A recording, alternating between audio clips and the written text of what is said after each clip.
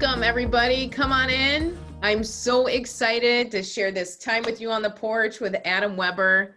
This is going to be amazing. So take a minute, grab a drink. I'm doing some strawberry bubbly today. Adam, you have anything tasty over there? I'm realizing I was literally sitting on my porch and then I just came inside and I should have stayed on the porch. I know. I think I kind of missed the main spirit of what this is all about. So I have nothing.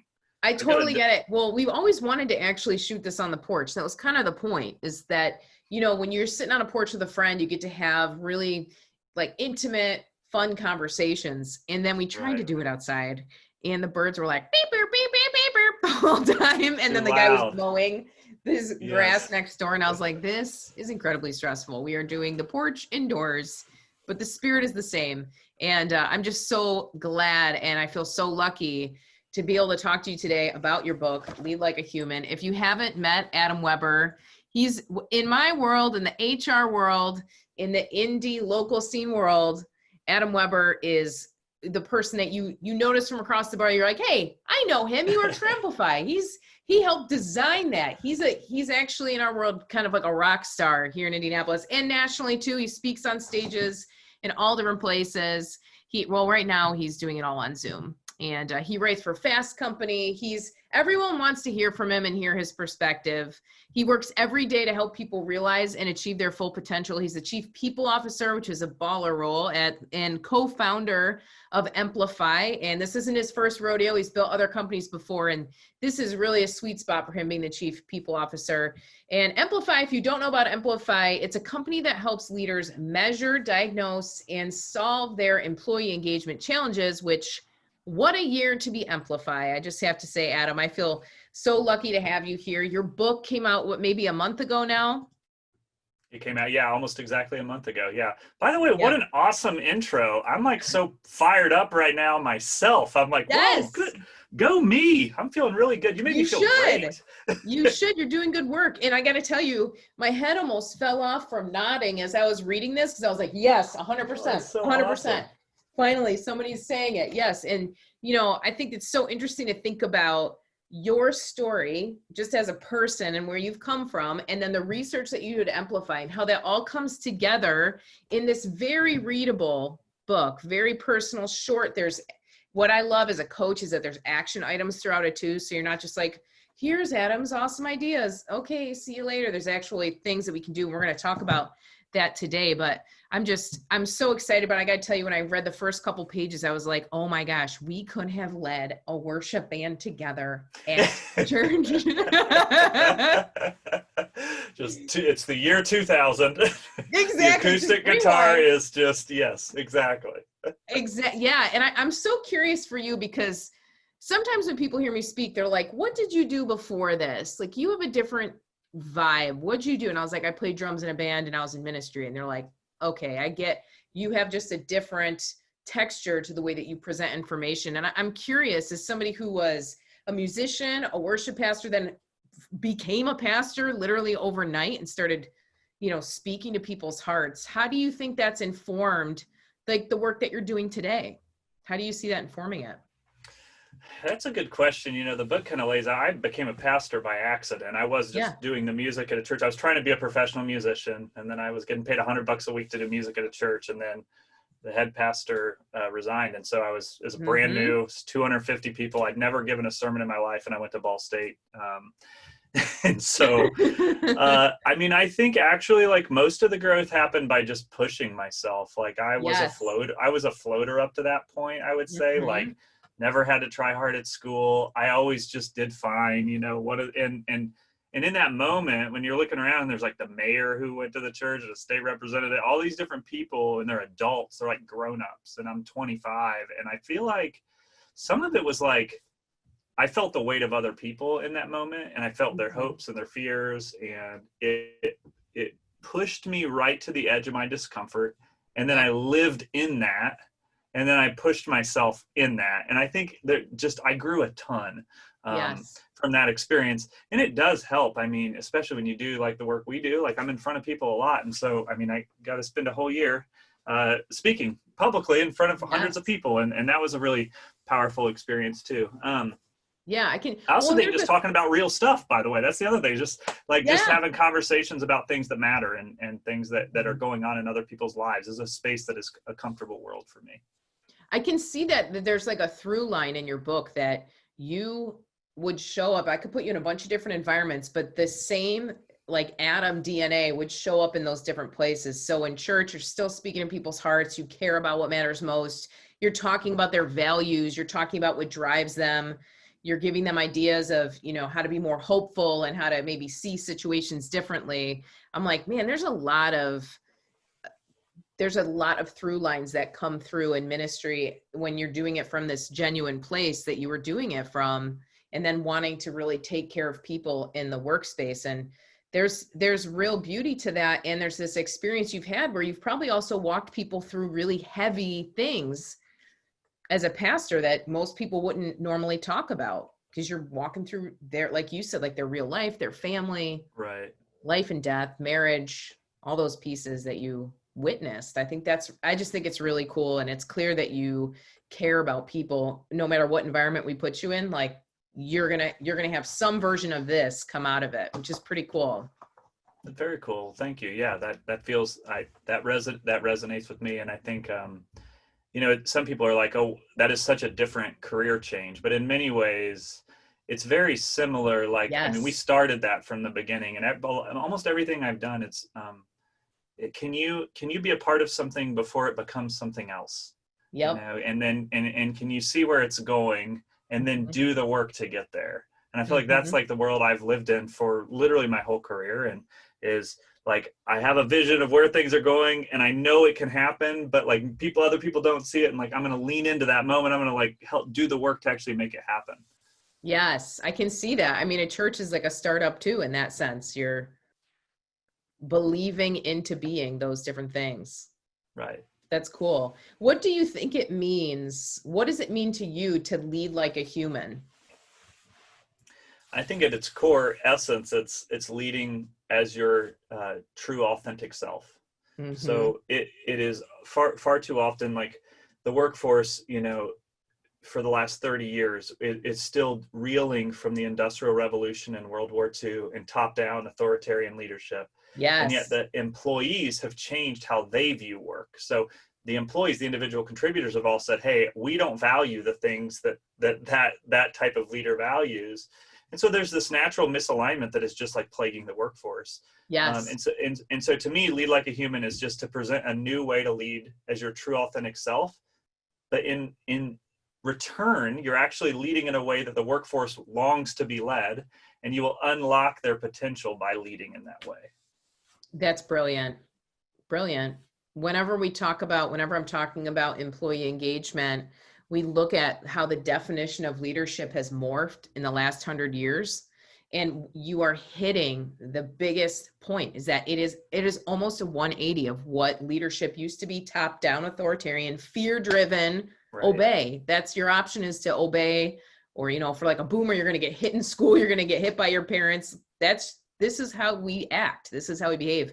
And then when we've got these employees, and I'm sure you see this as, you know, the co-founder of Emplify, who were saying, I want to be like collaborative. I want to have a relationship with you. I need something totally different. And the amount of emotional intelligence that a leader needs now is completely different than it was 50 years ago, 100 years ago.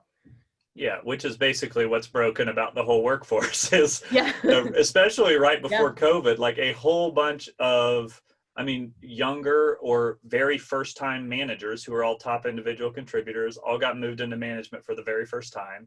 And they didn't have the soft skills or the empathy or the necessary training needed to succeed. And so they got into the role, and what did they do? They fell right back into the pattern of the leaders before them. And so they're displaying, and it's wreaking havoc. And then you add in something like COVID, where now you add physical distance and digital divide between people, and you just create all sorts of dysfunction inside of companies and cultures. Yes.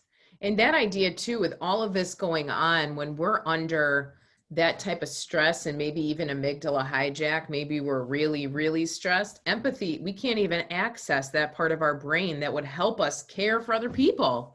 And I think you bring up a really interesting antidote to all of this that's in your book. Go get it. I bought it right off Amazon. It came to me the next day, obviously. Amazon Prime rules our life.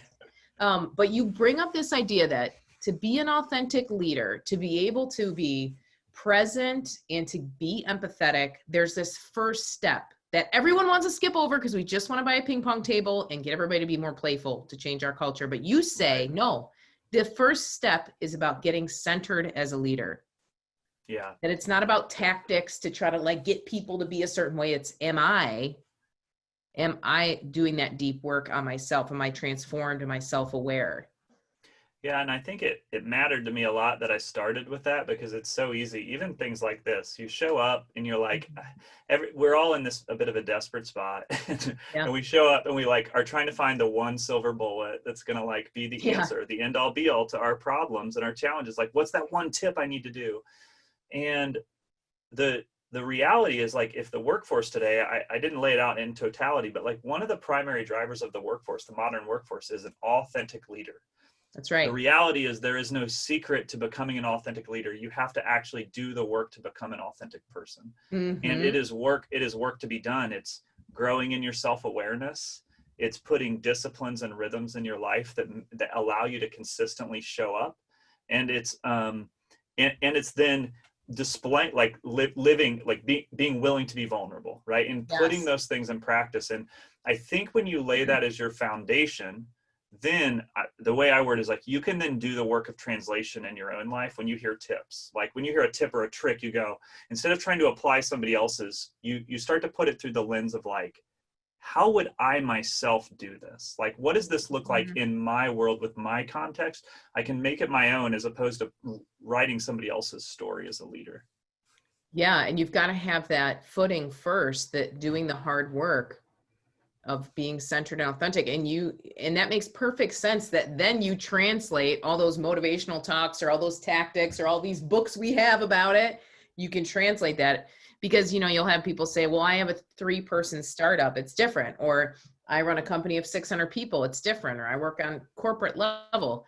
Again, like you made the perfect point. We've got to be able to translate it. So I want to talk about, do you mind if we just talk about these kind of 4 areas that you outline in your book about how to get centered?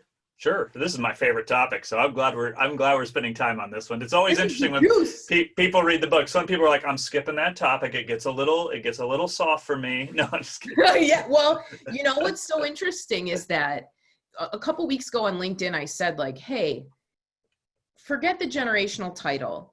If you beat people up or try to shove them to get their work done, if people leave your office crying, if you're having certain types of issues, you probably need therapy. It's not about like this outside tactic or blame this label. And I think this is hard for me to accept. It's hard for other people to accept, because like you said, there's no magic bullet. In these 4 areas that you wrote down, they're simple, but they're not easy to do. Even this one about journaling, this first one, you encourage leaders to journal. Can you tell us a little bit about what got you to that point where you said, yeah, that piece for self-awareness is key? What made you say that? So anyone who moves into leadership for the first time comes face to face with many components of their personality that lay dormant all the way through their childhood. And you get into leadership and you'll have a moment, and if you're new to leadership, I'm going to name it. It's still going to happen to you. I don't know how to prevent this from happening.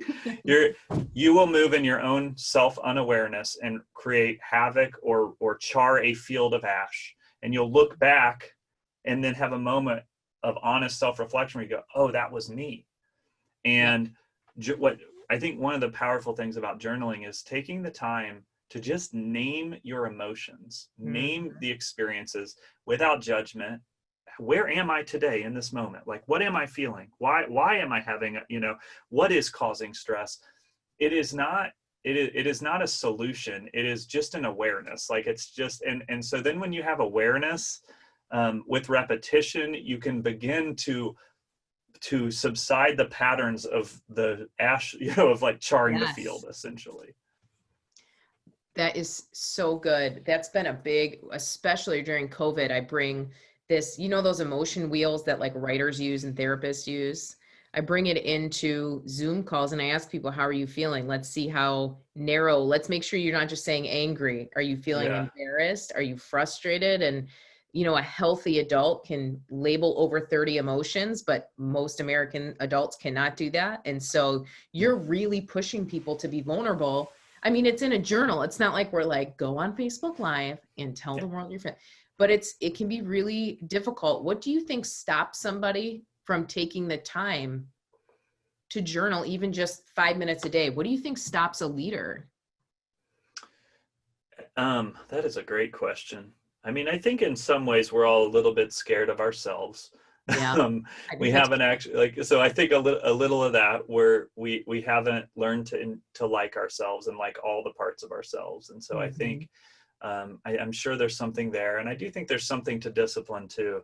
I really tried to play that delicate balance. Like I've never been a big fan of like the wake up at 4:30 and this is the thing. But at the same time, like I do carry a very meticulous morning routine, but I'm also a morning person. Like That's right. I Yeah. didn't earn being a morning person. I was born being a morning person. And so I think it's like being honest about who you are, but then being willing with what you've been given to put the disciplines in place that map to who you are is like the way I would, that I feel a little bit more aligned to, as opposed to like trying to get people to be like, oh, try harder, or, oh, do, you know, it's more like, no, Yeah. like just take an honest inventory of who you are and like, what's that rhythm for you? Maybe it's right before bed.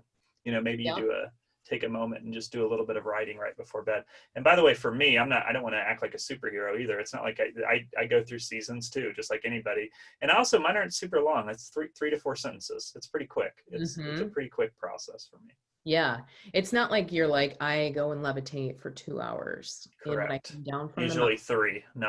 mountain. That's right, Lindsay. I It's only long. do 3 hours of levitation. But I think that is the intimidating part. I remember when I used to get like remember when Moleskin journals for millennials were like the jam?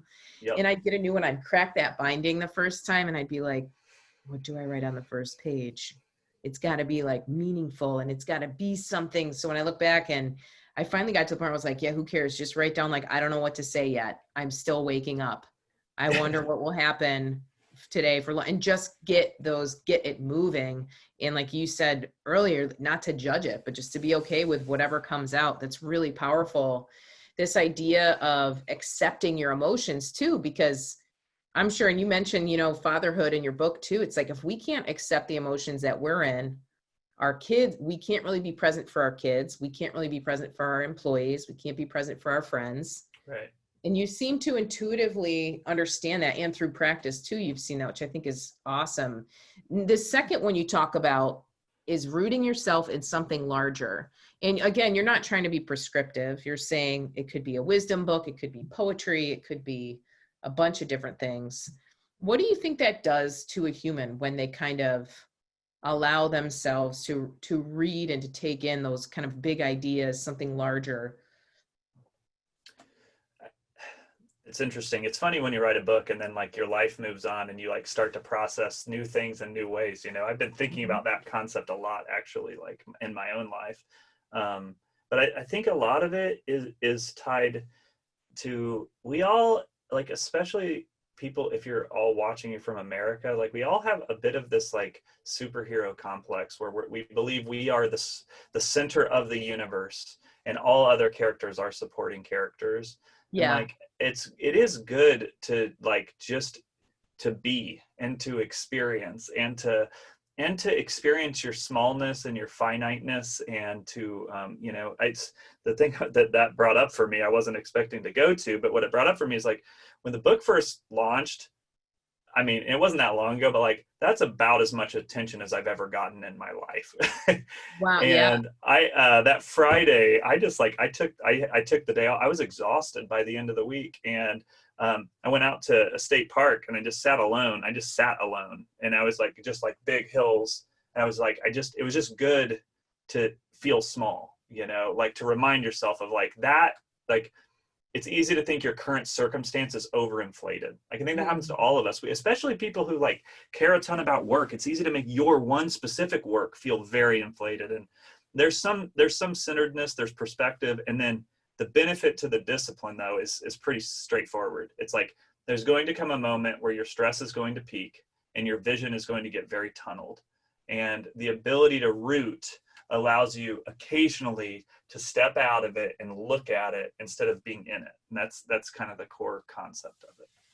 Yes, I can see that. And I think we've all had those moments too of that tunnel vision. And it always helps me. I call my dad when things get weird, like when COVID happened. He's like, honey, we had smallpox parties when we were growing up. He like gave me that perspective, like, go look up the Spanish flu. Like he just was trying to help me see that what was happening right in this moment has either happened before or people have learned and grown from it, or it's kind of a funny example. But I think to your point, just getting rooted in the world does not revolve around me. And a lot of these ideas and a lot of these bigger concepts helps kind of us position. It's actually kind of comforting to be like, oh, the world doesn't revolve around me. Right. It is in its own way. It is comforting. There's a bit of grieving, I think, for people, but that's also like part of what it means to become an adult. Isn't that the truth? Yeah. Yes, exactly. Okay. So we've got encouraging just us as leaders to journal, to become more self-aware. We've got this getting rooted in something bigger than ourselves to kind of help us see that we are not the center of the universe, which I think those play really nicely with each other in this balance. And then we have getting a hobby. And I loved your example. You got chickens. Mm-hmm. So tell us about, because it's hard to have a hobby right now, at least for me, because I'm like, I am too busy. There is a pandemic. I don't have time to do anything except work and sleep and eat. So tell us a little bit about all the benefits that you see, even having a hobby right now. Yeah. Also, speaking of things where when you write a book and then the book is like more permanent than your actual hobby, I don't currently have chickens, and that's just a story that I'm not going to share, during the video on the porch. But it's funny, is I've actually transitioned to backyard bird watching, which is now my hobby. It's a lot simpler. It still involves birds, and the end of the story is a little bit more positive, I think. So. Chickens are tough. I have only horror stories from friends that have chickens. That's the reason I can't do it, because I'm like, have you ever heard of a raccoon or an owl? Yeah, exactly. And I've had 2 batches. I actually did it for 8 years. It was like a pretty long-term hobby for me. Committed.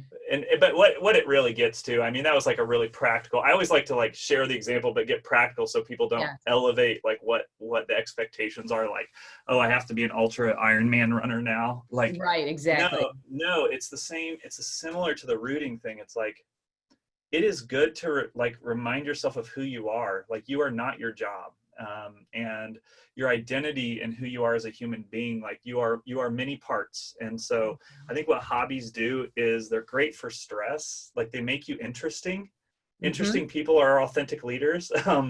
And I think they're just really valuable for your headspace too, and so it's just like making sure that you aren't a person who only becomes your work, but that you exist outside of your work. Because the reality is, like, if you're listening to this right now, like, you're probably going to do your current job for less than 2.5 years from right now in this moment.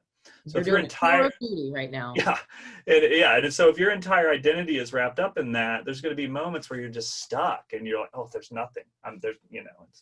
It was a simple way to give an example of, and it was really valuable for me at the start of my first startup. I just got into a season where I was overworked and was working scared. Like, I really needed this thing to work. I put everything in my career on the line to start my first business. And I think that was a bit of a turning point for me, like, at what cost? Like, was kind of this moment I had with myself. So.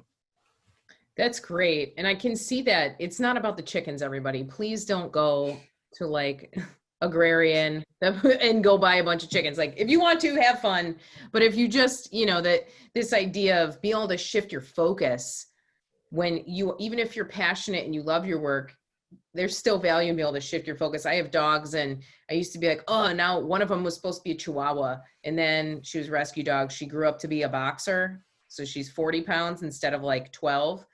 And, the vet's like, you got to walk her like twice a day. Like, you got to walk about an hour a day. And I was like, this dog is ruining my life.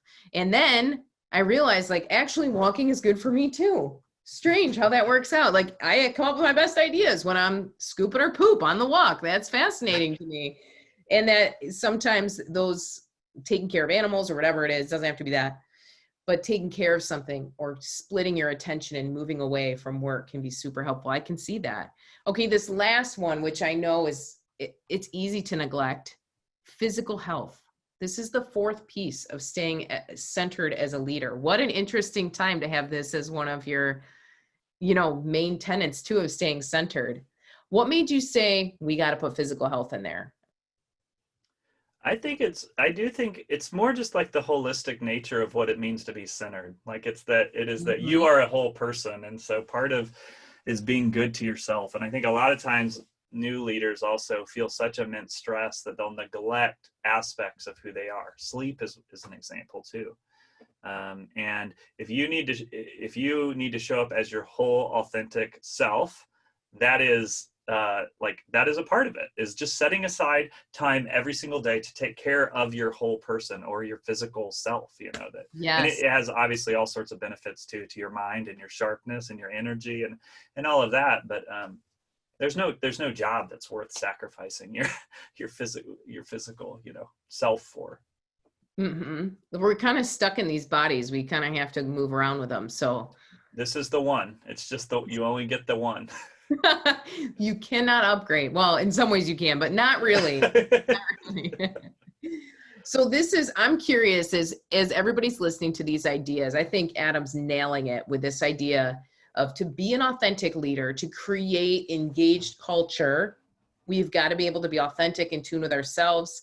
And that actually means turning that focus in on ourselves first and saying, okay, what can I do to journal and express myself? What can I do to root myself in something larger? What's a hobby that will help remind me of other aspects of who I am?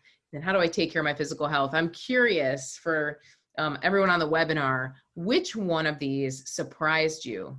And who has a question for Adam? I'm happy to field those questions too, but which one of these four, if any of them, surprised you about being a centered leader? Kate asked a great question. How have you balanced these when you have leadership, management culture that seems to never stop or turn off? Yeah. I mean, that is a challenge. I do think, and I don't know this is where the work of translation matters, by the way. It's okay to represent your own boundaries. And I think it's okay. Early on, I shared, a simple one with Santiago, my business partner. Obviously, to start our first business, we had to work a lot of practical hours. But we set a simple ground rule in the beginning that was just like, hey, on the weekend, right? Unless it's urgent, we're not going to text. Now, if you email me or send me a Slack, it is, and I turn my own notifications off. I don't have either one really on my phone, but it's my decision to proactively reach out. But if you're going to interrupt, we need to have boundaries on when we're each going to interrupt the headspace of the other. And I do think it's okay for you to think through what is acceptable and reasonable. And I would say most of the time when I've peeled back the curtain with people on that question, what I find is that they themselves deep down, and I'm not saying this to you, Kate, I'm just saying deep down, there is a compulsion to check, not an expectation to respond. And that you actually can set your own boundaries. And if you're talented and you deliver outcomes for the business, whether or not you deliver the outcomes at 9:30 p.m. or 4:30 p.m. Is usually accepted, but I do think there is, and many times we create the own environment and people interact with us based on who we are too. Yes. Well, and you lead the charge in this way at Emplify. Was it in June where you just noticed that everybody's disengaged by Friday, so we're taking Friday off? Was that It June? was. Yeah, Okay. I was basically, it was 5 to 6 weeks into COVID. We spent the first 2 or 3 weeks building a tool that was an assessment. It's on our website, by the way. It's a free well-being assessment to help people who are going through moving remote or dealing with a global pandemic. And we were all working a ton of hours and we had nowhere to go because it was a global pandemic and everybody was burnt out, but nobody was taking a break. And benefit of being an employee engagement company that focuses on data, I could see the data and it was pretty clear that the main driver is this capacity driver, which is does a person have more to give? And the rest driver, do they feel like they have permission to take a break? And those two drivers were both just hot red, best way I could say it. And it was impacting our team. And what we realized was saying take a break wasn't going to be enough.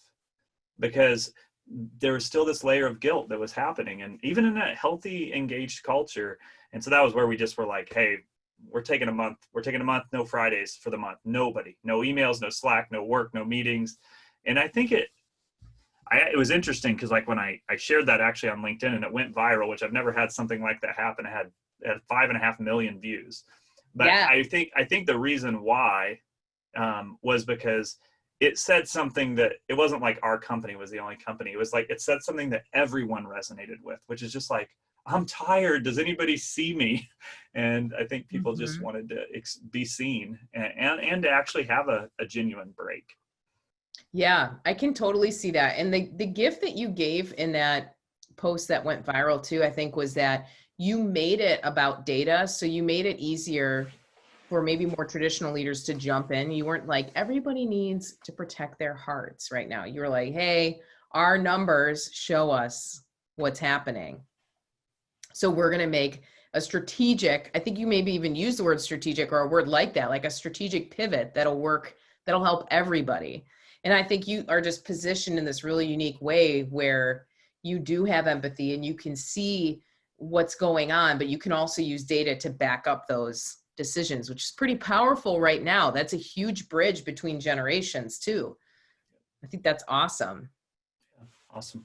Yep. You were leading the way. I can see that too, that it also gave other companies, maybe smaller companies, the chance to say, well, if it's happening there, even though there's only 20 of us, maybe we can do something different too. I mean, it was chattering. Everybody, as a consultant in Indianapolis, we were talking about it. So it was neat actually. Like, I think just because I've never experienced anything like that from like a volume perspective. Yeah. I mean, I think I got messages from all over the world and of companies who chose to follow, and people in France and England and Croatia.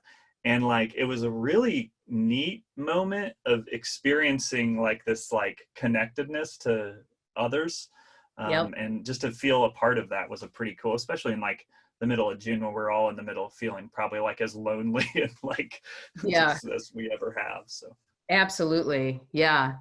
Now, what would you say if you were working with a company or somebody came to you and said, oh, employee engagement, my employees are happy, they're fine.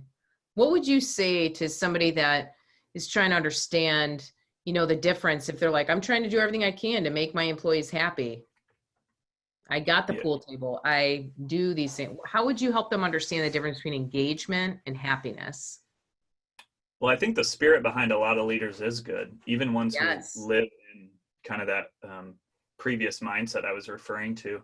And they apply a lot of bandwidth and velocity and like their own energy, and what they end up feeling is desperation. They're like, why do people not appreciate me? I'm trying so hard. They're exhausted. You literally sometimes can just see when they talk to me, you're like, you see them like red in the face or just feeling like, and like that is the problem is that we're assuming what our people are feeling. The people who know how your people are feeling are your people. And that's why data helps. It's data tells you what everyone else is thinking, and it gives you clarity on where to focus. So instead of trying 10 things that are wrong, you can try 1 or 2 things that are right.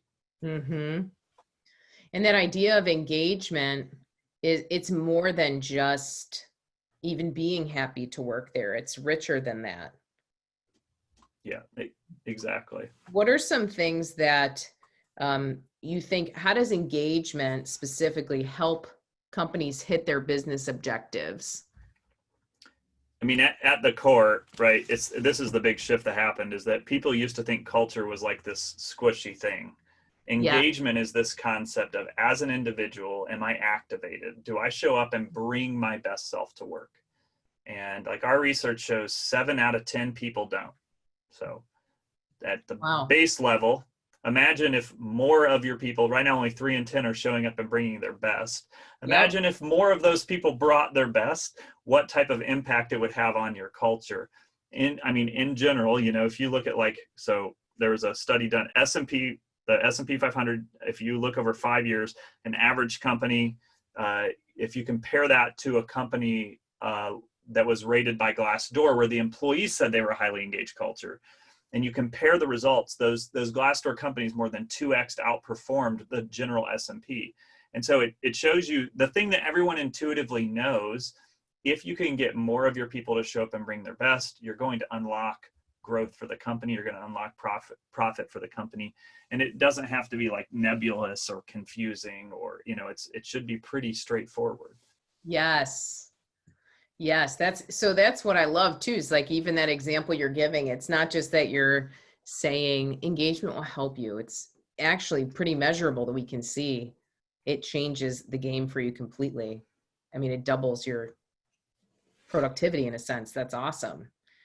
So we've got another question. Hey, Lisa from Well Done Marketing. She's here and she says, so given all of this, should leaders incentivize that kind of wellness, like buying the journal, a stipend for a hobby? How can leaders encourage others to want to become more authentic and to do that work?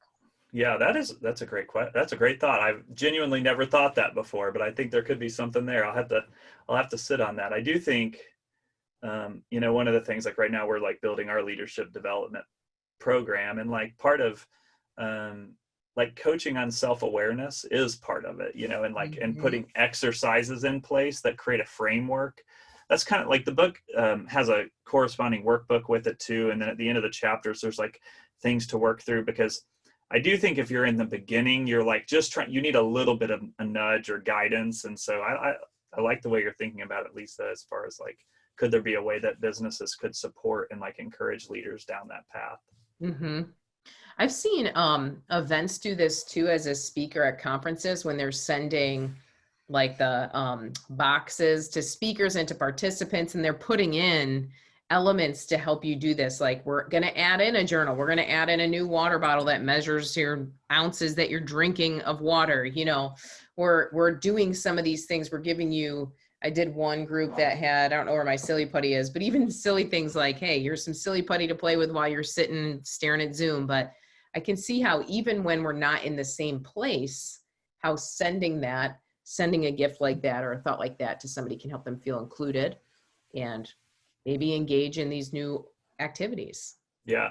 One like really practical thing, Lisa, that we do, by the way, in our culture, even like at the executive team, is we do a color check-in. So kind of part of that growing in your self-awareness, or like naming how you're showing up. It's a simple red, yellow, green, and we do every color in between, basically. So we get creative. I think light yellow with green spots, grello, whatever it may be, burnt orange, just as a way to say that, like, hey, before we start our meetings, we want to know on where we're all showing up. And it's also a really good way to create vulnerability too. Like we all know that we're all real people outside of this world too. And so, and then we do that at the executive level, but then we encourage like the directors to do that on their teams as well, to create that kind of shared vulnerability inside the company. What would you say to somebody who, because I totally agree with you, I think it's so important, especially right now, to read the room. And if you're not even in the same place, you really have to ask these questions. There's a book, where do I don't know. What color is it? It's in the blue. Can You Hear Me? By Nick Morgan. And it talks about like, how are we going to do this kind of stuff? And it was before the pandemic, but how do you actually connect with people in a virtual world? And he was saying what you're saying, we've got to do that emotional kind of check-in. We are emotional creatures, and there's a million ways to do it. The stoplight example is perfect because it's not complicated, but getting an idea of where people are at, especially if you don't have their body language or those other cues that you may get when you're all in the office together. It's in all of that too is in your book. You talk about it in your book, all those practical steps you can take. I'm curious if anybody else has any other questions. I've just got one more for Adam, but I wanted to give listeners a chance because it's just so fun to have him on and in live real time. I love that I didn't know it was live. That's hilarious, by the way. It like flipped on. I was like, oh, and there are real people here. Hey, everyone. Hope you're doing well. There are real humans. It's a one take. Yeah, it does. It's good, though. It makes me. It's good exercise, right? Yes, exactly. Have you been on like a book tour, basically, like a digital book tour? More than I would have thought. Yeah, really, I have. I've probably been doing like almost 3 or 4 of these a day. I believe it. Or not a day. I didn't mean to say a day. That was 3 or 4 a week. Sorry. Oh, three or four a day would be okay. really impressive. No, like about 3 or 4 a week. But which I love, because like I actually love this work. That's why I do what I do. You know, I'm genuinely, it's bigger than the book, or it's bigger than even the company. Like, I'm trying to change the way that people lead. And I'm trying to, and I want to create a group of people who feel permission to try to lead in a different way. And there will be a tipping point, because the results will back this up.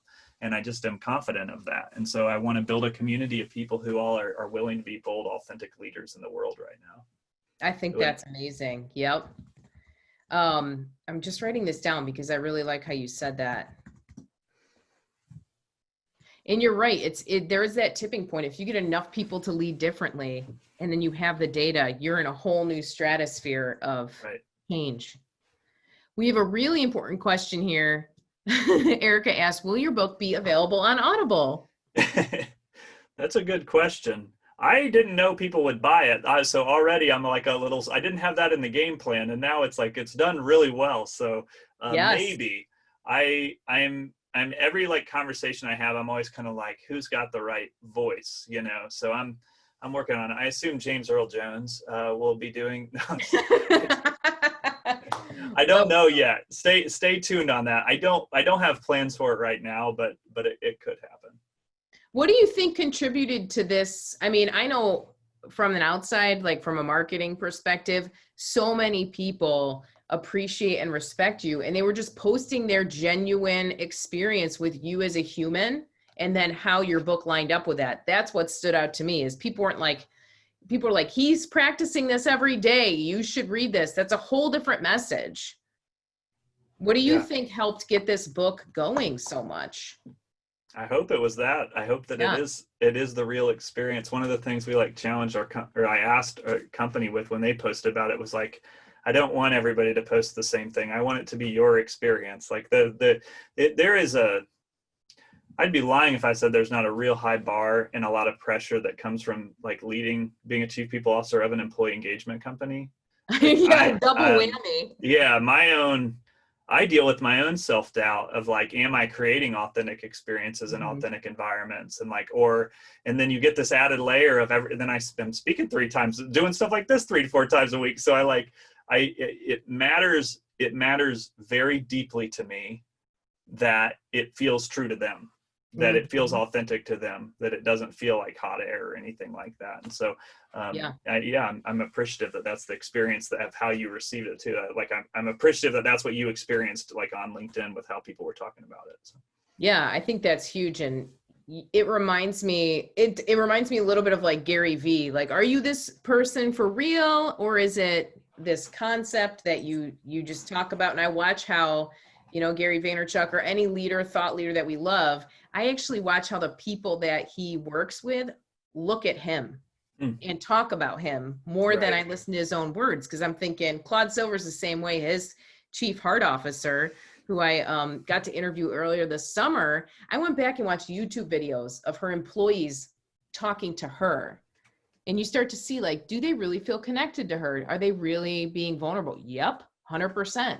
That says a lot about, her style of leadership, and anything that she writes. I'm like, that's truly authentic and self-aware. And so I wanted to take a minute and say thank you for writing this book so we could hear your ideas, but even deeper than that, being that person behind the book. And that was so crystal clear on LinkedIn. It's really inspiring to me.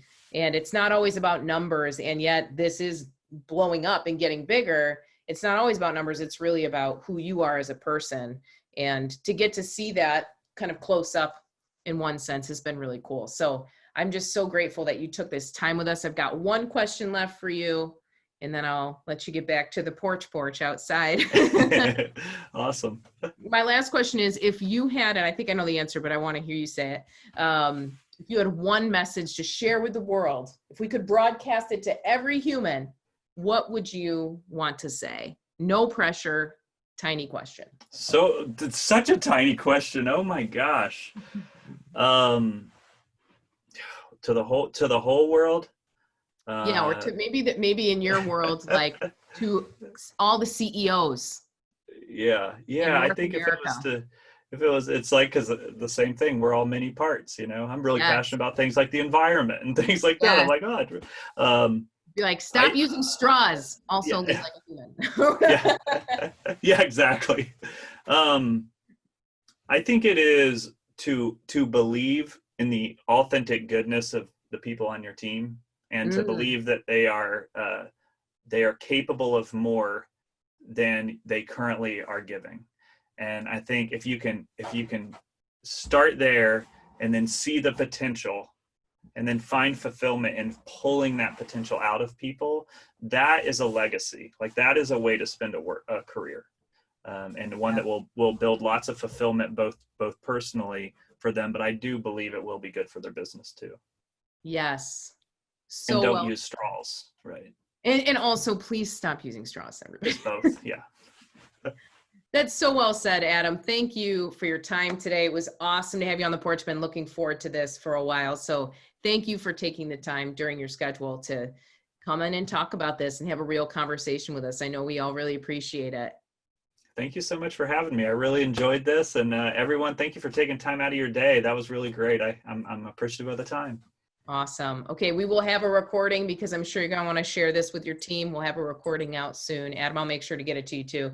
Um, and I'll be posting it on LinkedIn if people want to continue to spread it and talk about it. I think it can be one of these. This is the type of conversation where if you wake up in the morning and you're feeling kind of wonky, this is a great place to start. So we'll make sure to make that available. Thank you, everybody, for being a part of this. Adam, I hope you have a great rest of your day, and I'll be watching and cheering you on. Thank you, Lindsay. Thank you for having me. Appreciate it. Absolutely. Thanks, everybody.